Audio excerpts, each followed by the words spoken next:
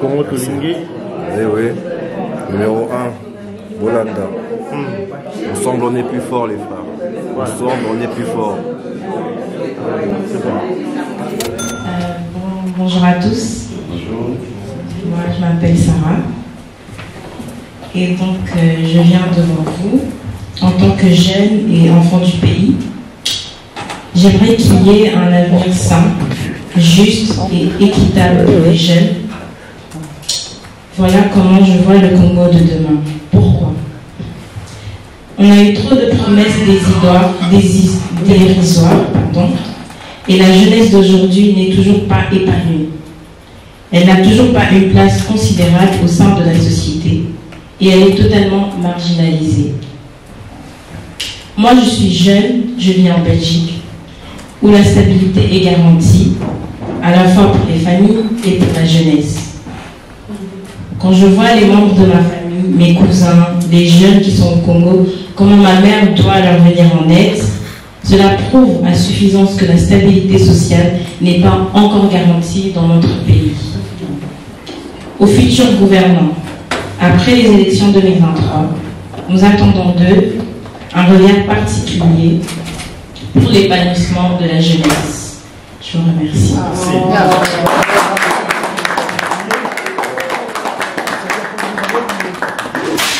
Oui, bonjour à tous. Au fait, moi je suis là, c'est pas vraiment une préoccupation, mais je suis vraiment très contente de ce que vous faites, ce que vous proposez, faire prendre la conscience vraiment à la population congolaise quant à leurs exigences, leurs attentes vis-à-vis de politiciens pour améliorer le mieux, pour aller de l'avant. Parce que c'est important, ça fait partie de l'éducation, de la prise de conscience de Congolais. Je pense qu'il est réellement temps qu'ils le prennent comme ça à tous les niveaux. Et ça, c'est pour les générations futures à venir de savoir pour qui on vote. Et il est important que les dirigeants politiques, lors des votes, présentent leur plan, leurs objectifs politiques, comme un peu ici, partout, que de quoi ils vont aller. Et pour ça, ils ont besoin d'être à l'écoute des ententes de la population. Et ce sont les gens, c'est sur le terrain en direct, qui peuvent leur proposer, leur soumettre les attentes et les priorités de la population, parce que pour que le Congo aille mieux, il faut vraiment que la population entière, quels que soient les niveaux, l'âge et tout ça, ils doivent d'abord être là, se sentir bien et profiter, être là, que leurs attentes soient soumises vraiment au plus haut. Parce que souvent, on n'a pas toujours sa petite voix, on se plaint dans son coin. Alors, mais si la voix, ses objectifs, ses attentes sont pris par un groupe comme vous autres, c'est la seule chose, je me dis, courage et continuer. Franchement, c'est une première que j'assiste et c'est vraiment ce qu'il faut absolument pour les Congos, une prise de conscience. Et je vais être pensionnée maintenant, je me dis, si les Congos étaient comme à l'époque, moi j'aurais souhaité passer ma retraite au Congo, chose que je ne peux pas faire parce qu'il y a des tas de choses qui ne vont pas. Non, mais c'est sérieux, c'est le minimum qui n'est pas là. Mais tout ne peut être fait que par le Congolais lui-même. Il ne faut pas attendre que ce soit d'autres, d'avoir les moyens pour faire quelque chose, faire bouger, surtout au point de vue éducation et tout ça. Nous d'ici, je fais partie d'une association, on a une école à Kinshasa, à Mongafula et tout ça, qu'on a fait construire, on est arrivé déjà jusqu'en deuxième humanité. Donc ce sont des petites choses que chacun peut faire dans son coin, qui peuvent faire avancer les choses. Ils ont des programmes d'ici et tout, mais maintenant, avec le Covid, on se retrouve à un problème où on ne sait pas dès qu'ils vont terminer là, dans quelle école est-ce qu'ils peuvent aller, parce qu'ils n'ont pas les moyens d'aller. C'est vraiment des enfants de la population qui n'ont pas les moyens, mais qui ont vraiment l'instruction, tous les programmes d'ici. Mais après, on n'a pas les moyens de leur aider que pour aller dans les écoles privées pour suivre. Mais on continue à se battre avec les petits moyens. Et je vous assure, c'est avec une dame congolaise qu'on a commencé, qui est infirmière, son mari est néerlandophone, il est chauffeur chez Adelaide. Donc c'est vraiment des petits gens comme nous, des petites gouttes qu'on fait avancer les choses. C'est pour ça que je suis contente que vous soyez là, pour faire prendre vraiment aux Congolais que c'est par eux-mêmes qu'ils peuvent agir et qu'ils peuvent faire changer les choses.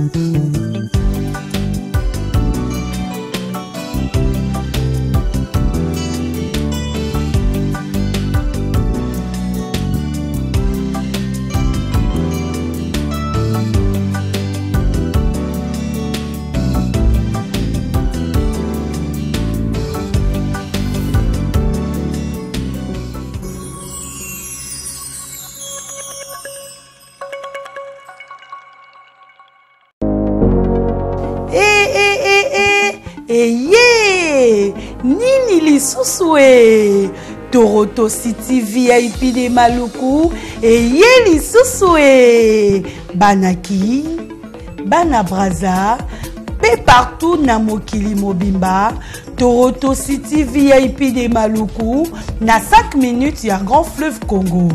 Ndeko papa, ndeko mama, mwana poto, olingi otonga ndako na yo na bisika ya kimia, olingi opema malamu Toronto City VIP de Maluku eye wana po na bino ezali kote kamabele ya 20 mètres sur 20 na telo moke ya pamba wana poto ba diaspora nyonso olingi investir na mboka na yo Toronto City VIP de Maluku epesa to ezoteka ba espace kitoko toza 5 minutes ya mai matuni ngala lo bansa mutema toko koma place oza ndenge nini yeah tolonga kolongwa place Lazare tiomo na presse to pasola nzela tala ngai muninga mbongo mukie menafanika wana 20 sur 20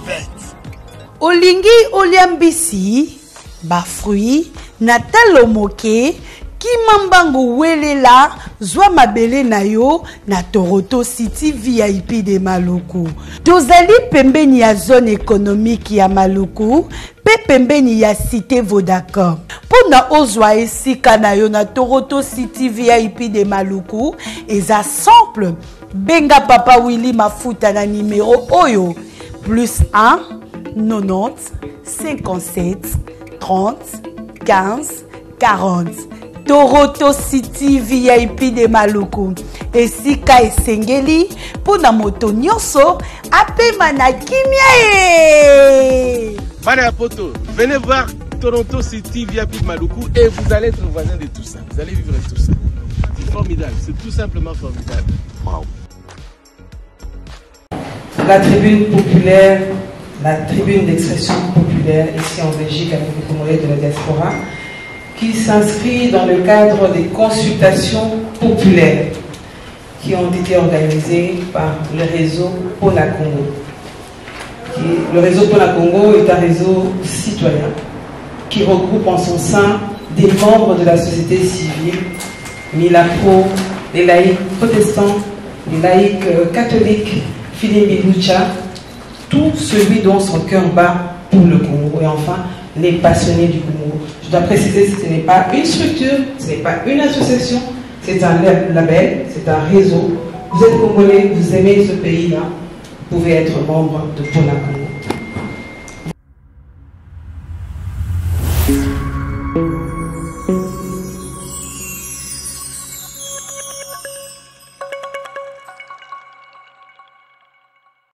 Mais puisque partout nous sommes des ambassadeurs, des porteurs de ces messages qui incitent le changement, donc rapidement on a vu dans quelle mesure rendre ceci possible, bien évidemment avec votre bonne foi, de répondre à cet appel.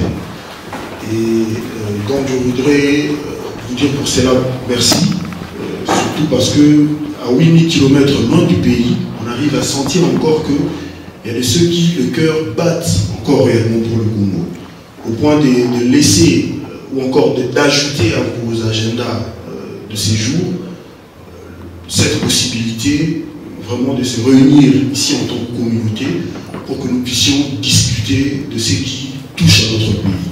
Cet héritage que nous partageons en commun. Je suis Mino Boponi, je suis coordonnateur national du mouvement citoyen Philippi depuis décembre de l'année dernière. Et aujourd'hui, il m'a été demandé, je crois pendant 15 minutes, de vous parler un peu plus de ces projets, de cette initiative, de ces réseaux Pona Congo, que nous avons lancé au pays depuis aujourd'hui un peu plus d'une année, mais qu'à travers l'effort, la volonté, surtout l'engagement des Congolais de la diaspora, nous allons essayer petit à petit à commencer à étendre aujourd'hui en dehors des frontières de notre pays. Et ça se justifie justement par le fait que les Congolais de la Belgique, en cette année particulière, vont participer au vote. Mais ça, je ne vais pas loin dans ça parce que je pense que Marie-Louise le fera. Moi, il m'a été demandé de vous parler justement de ces projets pour la Congo, que depuis une année, nous lançons, nous animons au pays. Et si vous voulez, excusez-moi, si vous voulez, moi je suis dans le cadre de ces projets superviseur de la zone centre du pays, parce que le Congo a été délimité en 3 zones, avec 30 villes dans chaque zone, et moi je supervise, je suis à la supervision de la zone centre qui comprend 10 grandes villes dont Lubumbashi, Kananga, Chikapa et Mbujimayi.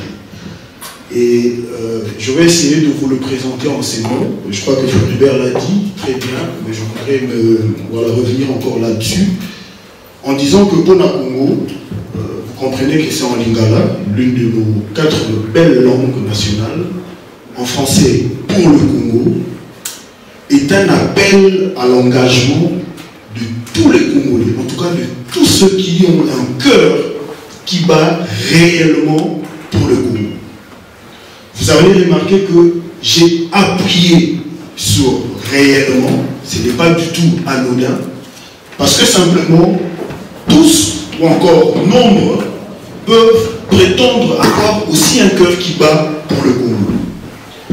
Mais dont les actions, les actes et l'engagement prouvent totalement le contraire.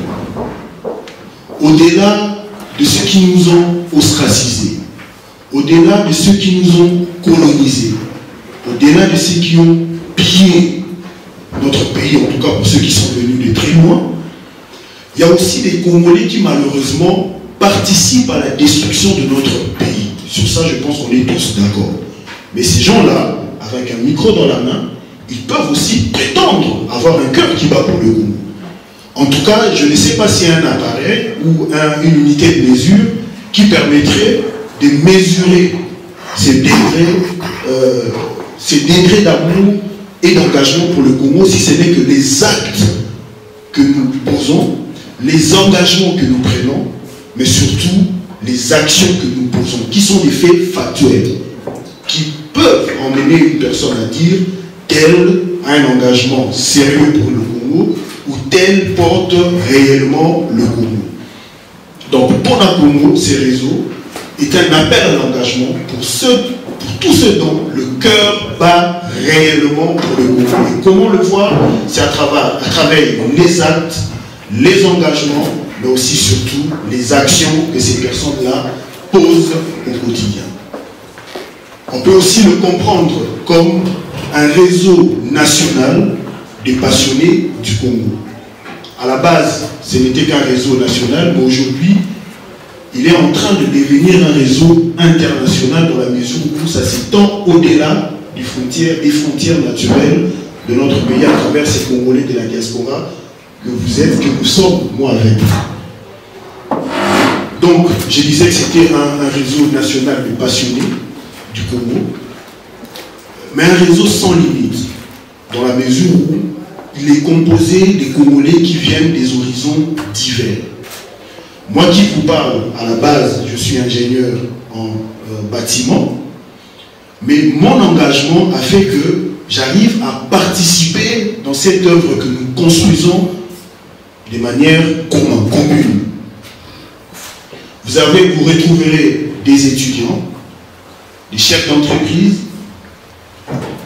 des footballeurs, des sportifs, je voudrais dire, des activistes, des artistes, en tout cas des peintres. Il était même prévu qu'un frère slammer soit avec nous, mais malheureusement, il n'a pas pu faire son déplacement. C'est pour vous dire que ces réseaux regroupent en son sein vraiment des Congolais qui proviennent des horizons divers. Vous avez des associations, vous avez des organisations, et vous avez bien évidemment des mouvements citoyens tels que Vilumbi, mais également la Lucha, et comme le CLC, le MINAPRO, le KLCC, bref, vous avez tout cet ensemble qui met des Congolais, peu importe leur rôle dans la société, et qui rend justement la possibilité de pouvoir participer à cette construction.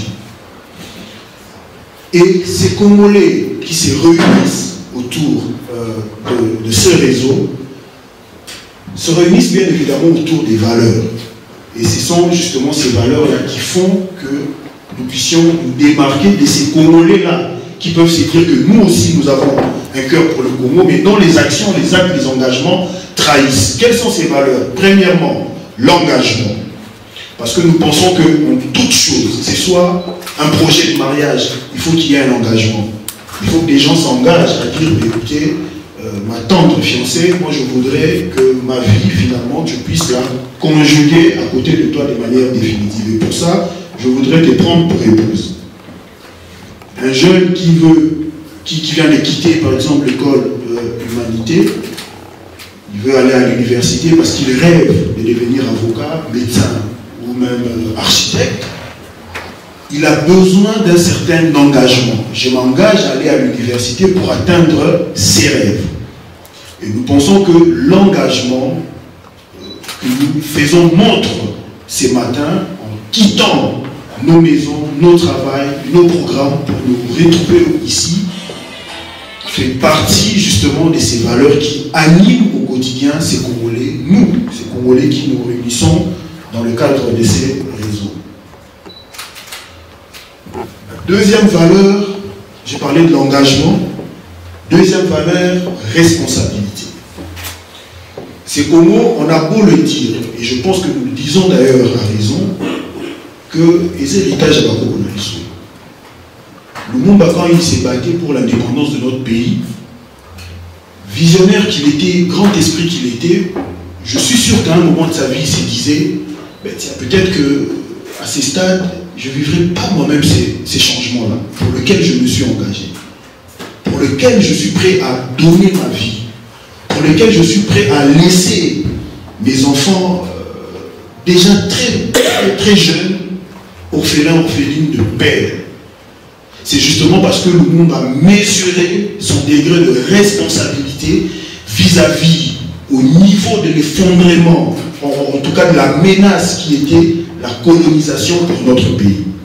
Et il mesurait aussi, je le crois profondément, son degré de responsabilité dans ces combats qui finalement devraient emmener notre pays vers l'indépendance, vers l'autodétermination et vers surtout une souveraineté pleine. Ça reste encore un combat, mais je pense qu'il faut saluer les efforts que nous conjuguons quotidiennement, partant du combat de ces pères des indépendances, de l'indépendance. Deuxième valeur, responsabilité. J'ai parlé de l'engagement, souvenez-vous, je parle de la responsabilité. Troisième valeur, l'autoprise en charge. Pour comprendre qu'en réalité, ce que nous faisons, il n'y a aucun autre individu dans ce monde qui viendra le faire. N'attendons pas à ce qu'un Rwandais vienne faire à notre place le boulot que nous devons faire pour libérer notre pays, pour développer notre pays. Peu importe le degré de collaboration, peu importe le degré d'amitié, personne ne fera ce boulot-là à notre place. L'autoprise en charge. Ce n'est que par nos initiatives, nos actions, notre engagement, nos actes que nous pouvons parvenir à libérer, à développer notre pays. C'est vrai que les amitiés entre États viennent justement en appui pour permettre justement d'accéder à certaines choses. Mais en réalité, le boulot ne devrait être fait que par nous-mêmes et ça se fera que également par nous-mêmes. L'autoprise en charge. Ce qui ont l'unité au Goliath. Ponalia, Natika, il faut ça. Principe de vie, principe de dignité. Quand on dit la main qui donne, c'est la main qui commande. Celle qui donne, c'est toujours ce qui est au-dessus. Est-ce que nous avons fait le choix de vivre comme ceux qui sont censés recevoir et les aides je dirais les injonctions qui viennent avec? Je pense non. Nous sommes appelés nous-mêmes à œuvrer, à se prendre en charge, à prendre des initiatives qui, au final, feront rayonner notre pays. Troisième valeur, j'ai parlé de l'autoprise en charge. Quatrième valeur, l'unité. En lingala, on dit les sentiments que ce qu'on a le beau côté. Sur la longuité. Les sentiments que ce qu'on a de longuité. On pourrait emmener ça en Chiluba. Je pense que ça restera intact. Donc, il y a Congo central, on va trouver que notre Congo central est ces mots qui ramènent à la même chose. C'est pour dire que nous croyons profondément que c'est dans l'unité que nous pouvons parvenir justement à rendre tout ceci possible. Aujourd'hui, je voudrais illustrer ça par quelque chose. Le Congo a la spécificité, et surtout la spécificité d'avoir 450 tribus. Dans d'autres sociétés, ça peut représenter une menace. Pour dire, vous avez plusieurs défis, plusieurs aspirations, même en tant que peuple, qui peuvent être liées aux identités. Vous pouvez avoir 450 attentes par rapport aux 450 tribus. Donc pour d'autres sociétés, ça peut représenter un danger. Mais nous avons la particularité que ces 450 tribus, cette diversité constitue notre force. Quel sera le tableau du Congo lors des élections ou après les élections? Allons-nous encore une fois, nous les Congolais, attendre un projet de société, des politiques, où nous pouvons aussi nous-mêmes consulter justement pour créer ensemble avec et les futurs gouvernants et nous-mêmes la société un contrat social dans lequel vont reprendre les préoccupations des Congolaises et des Congolais dans tous les 145 territoires du pays, les 35 villes. Et la démarche de ces consultations populaires a été très simple. Avec les points focaux, une centaine de points focaux que nous avons déployés dans tous les 145 territoires et les 35 villes, ceux-là justement vont se constituer en focus group et iront collecter les préoccupations, les défis, les attentes et enfin les priorités des Congolaises et des Congolais. À la fin de ces consultations, justement, ils vont revenir à Kinshasa et je pense que ce sera le 19 juin prochain, parce que nous avons lancé les consultations depuis le 19 mai. Un mois déjà, le travail a commencé sur le terrain. Nous allons nous retrouver encore une fois à Kinshasa avec les points focaux qui vont nous ramener les préoccupations, les défis et les priorités des Congolais. En ce moment-là, qu'est-ce qui va se passer? Pona Congo va justement analyser ces préoccupations et créer et mettre en place, diffuser pour les Congolais et pour les futurs dirigeants ce contrat social que nous avons bâti ensemble. C'est ça la démarche. En tout cas, on va continuer parce que notre journée va se passer en 2 étapes. Ces consultations-là vont se faire aussi ici. C'est pour ça que nous l'avons appelé tribune populaire, d'expression populaire. Nous allons vous partager un QR code où vous allez juste cliquer dessus et rentrer dedans. Il y a des questionnaires déjà préétablis, ceux qui sont utilisés justement sur le terrain actuellement au Congo. Vous qui êtes de la diaspora, effectivement, vous allez voter, c'est vrai, juste à la présidentielle, mais la CENI nous a déjà annoncé les élections à tous les niveaux, les législatives, les provinciales et enfin les élections municipales. S'il vous plaît, n'hésitez pas, on va le faire tout de suite. Hein? Jean-Jacques, d'accord, ok. C'est vrai, on va passer la parole à Jean-Jacques. Lui va nous parler justement de l'impact que ces consultations vont avoir après, à la fin de ces consultations justement, quel est l'impact de cette démarche. Jean-Jacques, si tu es là, on va déjà te passer la parole. Et après, Jean-Jacques, nous allons ouvrir la tribune. Vous allez cliquer sur le QR code qui va être affiché tout à l'heure. Répondre aux questions, on va faire une petite pause pendant ce temps, une petite entracte. Pendant ce temps, vous allez répondre au questionnaire et nous allons revenir ici pour vous donner la parole dans le cadre de cette tribune d'expression.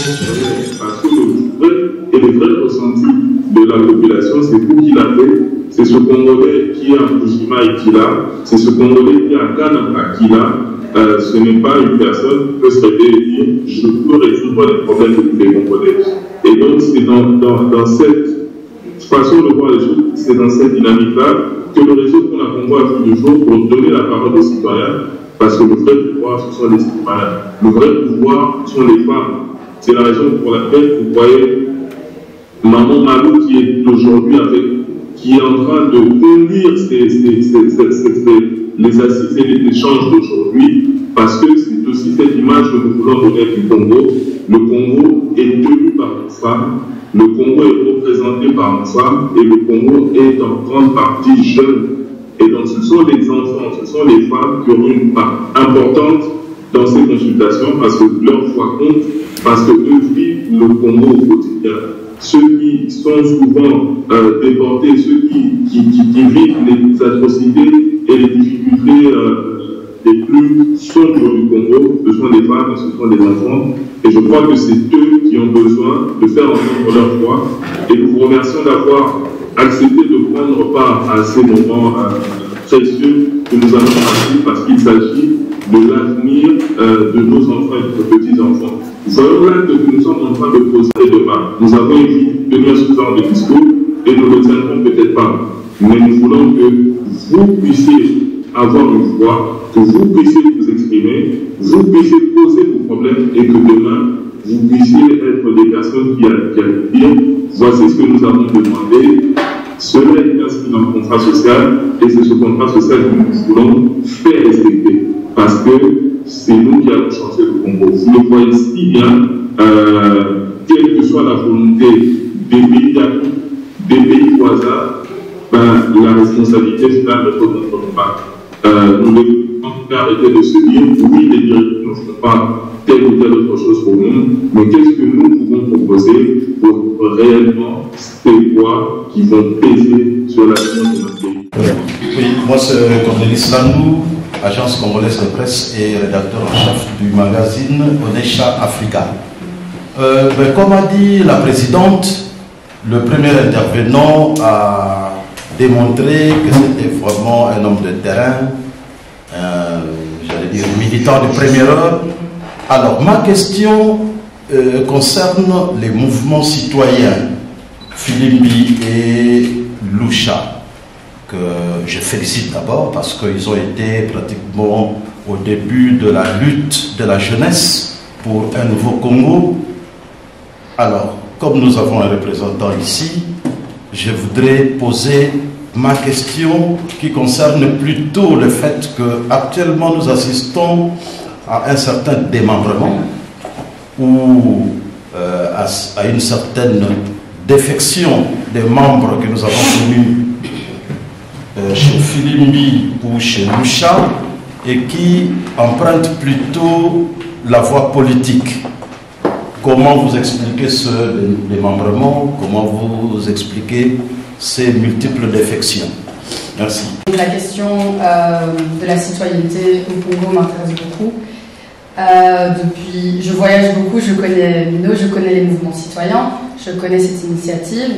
Et voilà, ma question elle relève un peu plus du coup de l'organisation de cette tribune et du coup de la potentielle organisation d'une seconde tribune. Parce que je connais bien aussi du coup le réseau des associations congolaises.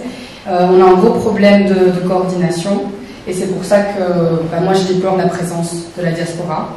Bon après c'était un peu court, hein, soyons aussi réalistes, mais voilà, moi je voudrais vraiment vous encourager, plus qu'une question, voilà, c'est une invitation à ce qu'on se mette en contact avec les ASBL, les nombreuses ASBL congolaises de Bruxelles mais aussi de toute la Belgique, pour réorganiser une tribune à la rentrée et faire vraiment le maximum pour réunir vraiment beaucoup plus de monde, parce que là j'ai pas l'impression qu'on représente la diaspora. Donc voilà, c'est une invitation pour qu'on reste en contact. Je m'appelle Georges Adresse, je suis responsable de la radio web Sud Antenne. Je suis arrivé un peu en retard, je ne sais pas, peut-être que je manquais une partie de vos interventions, mais ma question, ma préoccupation, c'est ce que je voulais surtout savoir, c'est l'état des lieux. Quel état des lieux vous dressez de la situation actuelle au Congo? Parce que c'est très bien, j'ai trouvé qu'il y a de bonnes intentions, mais j'ai l'impression aussi qu'on se propulse un peu trop dans l'avenir. Et pour bien construire l'avenir, je pense qu'il faut tenir compte aussi de notre passé. Et de ce point de vue, je voudrais savoir ce que vous dressez comme état des lieux, quel est le bilan en fait de notre histoire commune jusqu'ici. pas remonté, enfin, je ne sais pas. Ouais. Moi, c'est un peu petit, le micro de pasteur Bobo. Je fais ça aussi comme communiste, mais j'ai beaucoup de questions. Pourquoi maintenant? Why now? Parce qu'à l'époque, le mouvement citoyen a fait bouger le pays et tout le monde était derrière vous. Aujourd'hui, je ne sais pas, notre confrère communiste dit que beaucoup d'entre vous sont devenus des politiques. Mais moi, j'aimerais bien comprendre quelle est la position de l'opposition actuelle par rapport à votre mouvement. Parce qu'à l'époque, tout le monde était quoi? À l'époque de Kabila, tout le monde était derrière vous. Mais actuellement, comment ça se passe? Et puis, on est à moins de 200 jours de l'élection présidentielle. Why now? Et dans votre discours, je semble comprendre que vous actez d'une certaine manière l'échec de cette gouvernance. Vous avez été peut-être acteur d'une alternance qui finalement n'est qu'une alternance de personnes peut-être, et vous le dites vous-même, les résultats ne sont pas ceux que vous attendiez. Est-ce la raison pour laquelle vous vous limitez simplement à aller vers la population sans aller vers certains gouvernants qui aujourd'hui tiennent les rênes du pouvoir? Moi, c'est Alimia Mongala. Voilà, donc ma question est la suivante. Qui sont derrière vous? Quand je parle de vous, donc les réseaux Congo Tolingi. Qui sont derrière ces réseaux? Ça, c'est la première question, parce que bon, j'ai suivi Olivier Anzoloni qui a dit que l'initiative est venue du mouvement Filimbi Boucha. Donc nous savons très bien que ce mouvement a été persécuté par le pouvoir précédent, on l'a dit tout à l'heure également. Mais aujourd'hui, il semble que vous exercez en toute liberté, sans crainte et sans compte. Est-ce que vous avez des soutiens? Est-ce que, bon, voilà, pour organiser ce genre de consultations populaires, ça demande quand même des moyens, et aussi des soutiens, même politiques aussi. Donc ce n'est pas aussi facile au Congo aujourd'hui d'organiser ce genre de consultations. Et puis à la fin, en conclusion, Anzolou a dit ces consultations, ou alors les préoccupations des Congolais, doivent être imposées aux futurs dirigeants. Imposées, bon, je dis, qu'est-ce que vous avez comme pouvoir pour imposer aux futurs dirigeants? Donc, c'est un peu de nous expliquer par rapport à ça.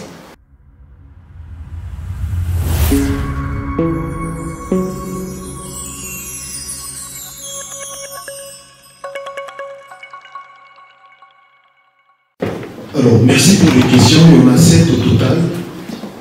Très, très grandes questions, dont les réponses peuvent prendre même toute une journée. J'avoue, des questions assez difficiles. Je vais essayer de rencontrer justement de répondre tant soit peu à ces préoccupations. Le mouvement citoyen Philippe Boucha, nous assistons à une défection de membres politiques. C'était la première question. Moi, je voudrais, parce que j'ai pris l'habitude de partager ça avec plusieurs camarades au pays, que ce soit dans le mouvement ou encore en dehors du mouvement, parce que je considère que nous devons faire un travail de déconstruction. Tout de suite, en 2015, lorsque nous avions lancé le mouvement citoyen Filimbi, le pouvoir de Kinshasa s'était acharné contre ces jeunes qui étaient qualifiés de terroristes. Mais je ne sais pas s'il existe des terroristes sans bombes, s'il existe des terroristes sans armes. Peut-être que nous étions des terroristes parce que nous étions munis de notre courage. Mais en tout cas, on a tous vu la manière dont le pouvoir, le régime passé, avait matraqué ces jeunes au point même de les accuser de faire l'opposition. Déjà, il faut dire que faire l'opposition n'est pas du tout un péché dans un État démocratique, dans un système de démocratie. C'est normal qu'il y ait un pouvoir, une opposition et une société civile qui est très exigeante. C'est normal. On le voit partout dans les sociétés, entre guillemets, développées.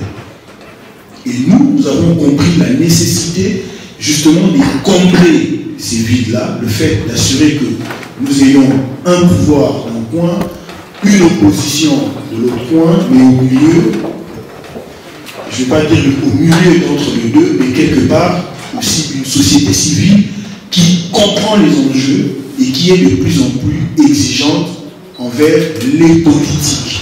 Pas que du pouvoir, mais aussi ceux de l'opposition. Parce que après, c'est eux qui arrivent au pouvoir, comme c'est le cas aujourd'hui. Et si on n'est pas prudent, il y a un risque de répétition, justement, des faits contre lesquels on s'est mobilisé. Et ce pouvoir de Kinshasa a rapidement commencé à diaboliser. C'est ce qui s'est passé en réalité. Le fait d'assimiler les mouvements citoyens, la société civile, aux politiques de l'opposition, avec quelle attente, avec l'espérance de museler cette voix de la jeunesse qui montait. Et cette jeunesse qui aspirait que, justement, à une société dont la constitution est respectée, dans la mesure où, à échéance de 5 ans, il y a convocation du corps électoral. C'est pas tout, mais ce n'est pas rien. Et ces actes, cette attitude a pour héritage aujourd'hui le fait de croire que faire la politique est mauvais. En réalité, non. Le problème, c'est la qualité des personnes qui font la politique, la qualité des personnes qui accèdent aux institutions. Moi, par exemple, j'ai dit aux amis, ce n'est pas insultant pour moi lorsque une personne me dit que Mino, ce que tu fais là, c'est de la politique. Dans une certaine mesure, c'est de la politique. Parce que moi, je suis non partisan, parce que chez nous, c'est un mouvement non partisan, vous le savez, mais je suis un citoyen politisé, dans la mesure où je participe à la vie politique dans mon pays en émettant des critiques et en faisant des propositions. Ça fait de moi un citoyen politisé, mais non partisan. Premier point. Deuxième point, d'ici décembre, nous irons voter. Je bénéficie de droits civiques et politiques. Ça veut dire que le 20 décembre, je ferai aussi un choix politique à travers l'urne. Donc, on devrait déconstruire le fait que, déconstruire cette idée selon laquelle les militants des mouvements citoyens ou les acteurs de la société civile devraient regarder la politique très loin, tout en laissant ces personnes, ces mauvais profils aujourd'hui qui, je dirais, tel un cancer, rongent notre classe politique, évoluer calmement. Donc nous, les acteurs, les activistes de la société civile, les militants des Philippines, par exemple, nous sommes des citoyens non partisans, mais politisés, dans la mesure où nous participons et nous suivons, nous contribuons même à la vie politique de notre pays avec des critiques, mais aussi des propositions. Vous verrez tous les communiqués que Philippe a écrits depuis 2015, nous faisons un état des lieux, nous critiquons, mais après nous proposons. Pour nous, l'idéal serait de faire ça. Ce sont des pistes de solution. À côté de ceux qui se réveillent et s'endorment sans se poser, sans se soucier justement de la démarche de notre pays. On est différents à ce stade-là. Et donc, partant de cette réalité, si nous l'intégrons avec beaucoup de froideur, nous arrivons à comprendre que entre l'engagement citoyen et l'engagement politique, en réalité, il n'y a qu'un pas. Donc aujourd'hui, un acteur peut porter justement la voix de la société civile et demain, puisque c'est un Congolais à part entière, peut arriver à porter un projet politique au-delà de l'organisation dont il est membre de la société civile. Ce qui ferait par exemple que d'ici 6 ans, moi, par exemple, je pourrais me décider de porter un projet politique, alors que Philippe, lui, va poursuivre son rôle dans la société civile. Très important de dissocier et très important de comprendre vraiment le fait que nous, en tant que citoyens, oui, nous avons des droits, nous avons des devoirs, et parmi ces devoirs, il y a aussi le devoir de servir notre peuple si l'appel s'est fait. Pour le compte de Philippe, par exemple, oui, Il y a des camarades avec qui nous avons mobilisé dans le passé, il y a 5 ans, 6 ans passés, mais qui aujourd'hui se sentent prêts à porter un projet politique. Et nous, notre rôle, ce n'est pas de les empêcher, non. C'est de s'assurer que ces camarades-là, qui en réalité sont des ambassadeurs Philippe, respectent dans leurs actions politiques les valeurs que Philippe porte et les valeurs qui nous a mis ensemble dans ces combats, de sorte qu'il y ait justement changement. Je ne sais pas si vraiment on arrive à se comprendre sur ce point. C'est bien compris. Pour ça, je vais demander à Mino d'aller directement à la 4e question, parce que la première, 2e et 3e reprenaient très sérieusement. J'ai essayé de prendre des notes comme j'ai compris les questions. Pourquoi maintenant? Je pense que Floribert en a parlé dans sa vidéo, que vous avez suivi tout au début de cette tribune. Et je l'ai peut-être dit aussi dans ma présentation tout à l'heure qu'en réalité, il n'y a pas de moment pour un engagement. Ça veut dire, nous pouvons commencer les initiatives le 1er janvier, on peut le commencer le 9 septembre, on n'a pas besoin d'avoir un calendrier devant nous dire que tel est le moment que vous devriez faire et tel est le moment que vous ne devrez pas faire. Mais la particularité dans cette démarche, c'est le fait que, premièrement, nous sommes dans une année électorale. Tomiko Sade, c'est le moment. Deuxièmement, c'est parce que, différemment des processus passés, cette fois-ci, la diaspora va participer. Troisièmement, et je pense que c'est la grande raison, ce que nous voulons éviter cette fois-ci, c'est que nous ayons des élections de trop ou de plus, mais dont la substance ne permet pas de rencontrer le problème des Congolais. Tout faut à la tout faut à la nani. On vote des projets, des programmes politiques. Si on rate l'opportunité aujourd'hui de faire en sorte que le processus électoral en cours soit un rendez-vous où les Congolais pourront remonter, exprimer leurs attentes, je pense que nous allons tout de suite, après vraiment ces élections, retomber encore dans ce que nous vivons aujourd'hui, qui est une réalité que j'ai décriée comme le fait que, à un moment d'une période de 5 ans, des gens qui viennent devant nous avec plein de messages, démagogiques même. Moi j'ai vu des gens à Kinshasa par exemple aller à Kanlouka, promettre à la population de construire un pont, alors qu'en réalité ce que le peuple voulait, c'était de l'eau. J'ai vu des gens par exemple venir dans des coins où les femmes avaient besoin d'avoir la sécurité lorsqu'elles vont dans les champs, et ces personnes-là leur promettent de leur construire des gratte-ciel. Mais ce n'est pas ce que nous voulons. Vous construisez d'ailleurs vos programmes sur base de quoi? Si au Congo aujourd'hui nous n'arrivons pas à avoir un budget national, c'est-à-dire un budget qui part des édits pour construire, consolider un budget national, mais figurez-vous comment ça se fait avec le programme politique et les politiques prétendent porter. La particularité, pourquoi maintenant, c'est parce que premièrement c'est une année électorale, et deuxièmement c'est parce que nous voulons graver, s'assurer que nous puissions graver sur chaque programme politique, en tout cas, c'est en quoi le peuple aspire, ce que le peuple veut. De sorte que lorsque nous aurons des politiques qui viennent dans le bassin, dans le fond, dans le map, dans le commerce, que nous leur disons, ben écoutez, c'est bien, mais en réalité, ce que nous voulons, c'est ça.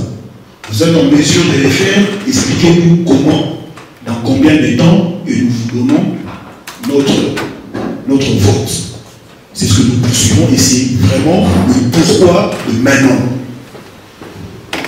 Encore une question. Alors, pour terminer, je pense que tu vas devoir prendre qui sont derrière nous, hein, et par quelle manière allons-nous élargir ces activités, et enfin l'alternance des personnes. Qui fait que vous ouais, c'est ça. La cinquième question, c'était qui sont derrière vous? Cette question, elle revient toujours depuis, en tout cas en ce qui me concerne, l'expérience que j'ai, c'est depuis 2015, où c'était quelquefois Georges Soros, quelquefois Mou Ibrahim, quelquefois les politiques, comme si les Congolais, par eux-mêmes, ne pouvaient pas réfléchir à ce qui est bon pour eux. On devrait reprendre la parole à tous ceux qui osent nous imposer ça. Moi, je n'attendrai pas que Mou Ibrahim vienne attirer mon attention sur ce qui ne va pas dans mon pays. Je connais bien ces pays que lui. Je n'attendrai pas que Martin Fayoulou, Félix Tshisekedi ou qui que ce soit vienne me mettre devant les évidences pour que je m'engage. Parce que je viens des quartiers populaires à Kinshasa. Je sais ce que c'est que de manquer l'eau. Je sais ce que c'est que de manquer la sécurité. Et je sais ce que c'est aussi de manquer la dignité. Lorsqu'on vous impose de vous suffire que de miettes, et lorsqu'on vous impose de vous suffire que des médiocres de votre société, je sais le sentir. Dans mon âme, dans mon esprit et sur ma chair. Donc, qui est derrière nous? C'est ces mouvements que vous avez vus ici. Toutes ces personnes que nous avons citées ici, ces organisations, ces cadres d'entreprise, ces jeunes artistes comme Ben, qu'il fallait qu'ils soient là d'ailleurs avec nous, ces mouvements citoyens, ces associations, bref, toutes ces personnes qui ont compris que, en réalité, Congo est d'abord la mission. Ce qui peut sauter terrible, nous sommes ça la moitié. En réalité, il n'y a que ceux-là. Il n'y a que moi, il y a Marie-Louise, il y a Nicole, il y a Floribert, il y a Jean-Jacques, il y a tout ce monde-là qui en réalité comprennent que c'est maintenant ou jamais. Que ça ne se limite pas qu'à nous. Ça ne se suffit pas qu'à ce que nous voyons. Que c'est possible d'aller plus loin et c'est possible d'avoir un rêve congolais. Aujourd'hui, le rêve américain est devenu une marque qui peut être vendue. Mais alors que, écoutez, nous sommes en mesure de construire aussi un rêve congolais. Une histoire où d'un jeune, parti de rien, dans une société qui réunit toutes les conditions, arrive aussi à réussir. Arrive à jouer le rôle et arrive surtout à répondre présent à ces rendez-vous du donnant et du recevoir. Le rendez-vous de notre millénaire. Il n'y a que cette motivation qui est derrière nous. Il n'y a que ces personnes dont les efforts, à travers des contributions, qui rendent tout ceci possible. Le fait de pouvoir avoir une salle, le fait de pouvoir avoir ces moyens de faire ceci, le fait de pouvoir avoir même des t-shirts.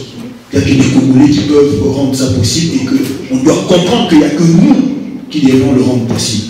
S'il y a un mot Ibrahim qui devrait mettre de l'argent, par exemple, pour une cause qui, le Congo, même si on a 10 générations nationales, alors encore Congo a Congolais. Sur comment nous-mêmes, on devrait se réserver de l'urgence de pouvoir contribuer de nos efforts pour rendre tout ceci possible. Il n'y a que nous derrière tout ça. Par quelle manière allez-vous élargir ces activités dans la diaspora, appelée ici à Bruxelles? Je commençais par dire que l'objectif était bien évidemment celui de toucher la communauté congolaise partout dans le monde, mais en priorité dans les 5 pays qui vont participer au vote. Et comment nous comptons nous y prendre? C'est à travers justement, comme Brenda l'avait dit, des réseaux de Congolais qui agissent déjà partout. Nous n'allons rien inventer. C'est toujours mieux de repartir, de partir sur ce qui existe déjà. Mais en tout cas, dans ma critère bien défini, j'ai parlé des valeurs, j'ai parlé des objectifs. À partir du moment où nous sommes sûrs de partager ces valeurs-là ensemble, ces objectifs avec ces personnes-là, rien ne nous empêchera de construire des ponts, de construire des liens pour agir. J'avais dit plutôt que l'unité fait la force, mais depuis un moment j'ajoute, l'unité fait la force de notre victime. Parce que ce sont les victimes qui savent le plus la nécessité d'être unis pour résister face à l'oppression, pour résister face aux défis qui nous guettent. Donc nous allons compter plus sur les structures des Congolais, les associations des Congolais, les jeunes, les vieux, les mamans, les femmes, les autres, tout ce que vous voulez, justement pour rendre ceci possible. On a commencé ici à Bruxelles, ça donne ce que ça donnait aujourd'hui.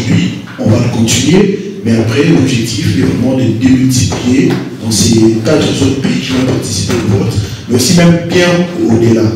Et je pense qu'avec un engagement, de la volonté, surtout de la ténacité, nous allons pouvoir rendre tout ça possible.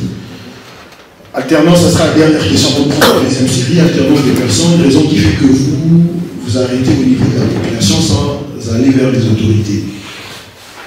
En réalité, notre rôle, et ça nous le faisons très bien, c'est le fait d'attirer l'attention des autorités, mais surtout aussi de dialoguer avec eux. Mais ces dialogues-là, nous l'avons voulu différents.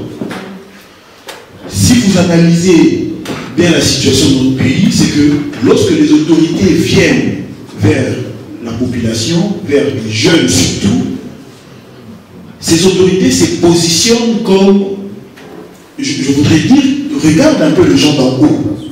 Pourquoi? Parce qu'on est tellement dans la misère que la relation ou les relations qui unissent la population et les politiques, c'est des relations de ceux qui donnent et de ceux qui, en tout cas des miettes, et de ceux qui reçoivent. Donc vous avez un jeune mis face à un politique, tout de suite, il se considère comme un petit en politique. Ah, moi, je petit, il y a politique tel. Nous avons voulu ce dialogue comme un dialogue d'égal à égal.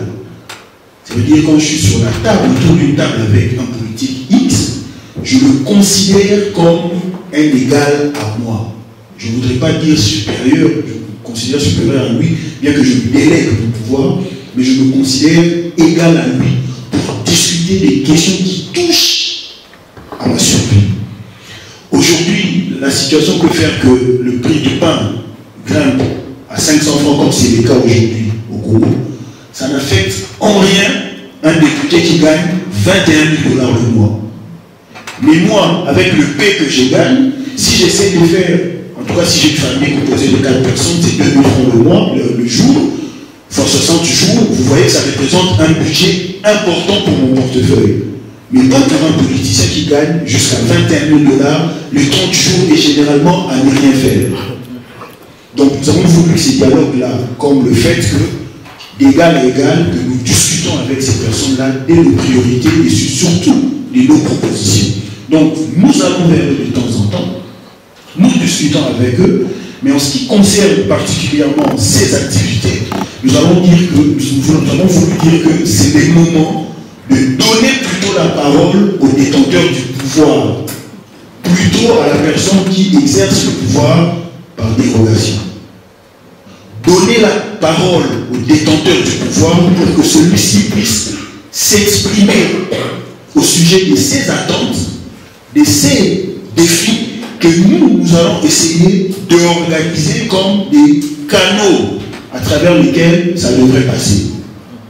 Et ça, en espérant que ces détenteurs du pouvoir resteront mobilisés, éveillés pour continuer de faire le travail du suivi et du contrôle citoyen, sans lesquels je pense que le pouvoir sera ouvert pour la perpétuation de tout ce que nous connaissons d'assez dramatique pour notre pays.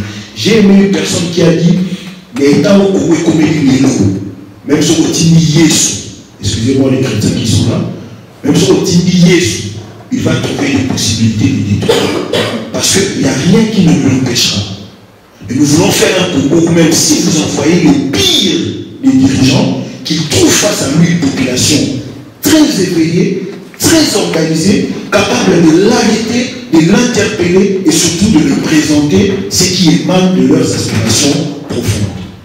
C'est justement ce qui fait que nous mettons plus en avant le fait que nous voulons aller vers les populations et plus tard, maintenant, aller vers, non pas les autorités, mais les prétendants, parce que nous allons aller dans une période électorale, les personnes qui vont prétendre vouloir gouverner, justement, ne leur seront pas une autre possibilité, si ce n'est que le fait de porter ces aspirations, ces défis, ces attentes réunies dans le contrat social, au final, qui mettra ensemble les différentes attentes des Congolais où qu'ils se trouvent.